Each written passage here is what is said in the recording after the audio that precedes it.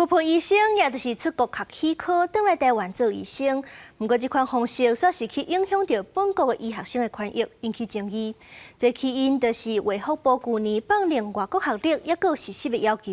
所以讲，今日立法院开公听会，卫福部就强调讲会参考各界的意见，尊重立法院的审议结果。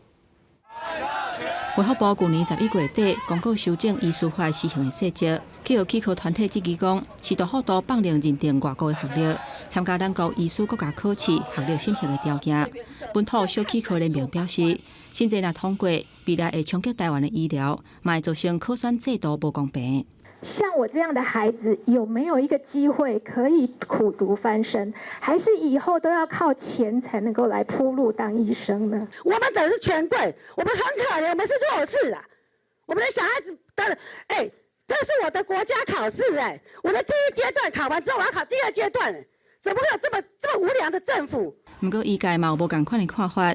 根据国卫院的调查，目前咱国西医师甲气科医师等10类的医师人力充足，不过有分布无平均的问题。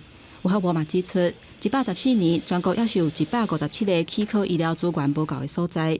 医界认为讲，然后才会提外国学历的医师来补这个课，嘛是一种方式。如果这些医生愿意去台湾的医生不去的偏远地区，这都无法度。你家己的医生都不爱去，人要去，你一定要给他一个优惠。教育部103年就颁布了一个采认办法，我们里面所有的文字都是把那个采认办法挪过来这里。因为婆婆医师的争议要持续咧拖，都连医界立场嘛无共款。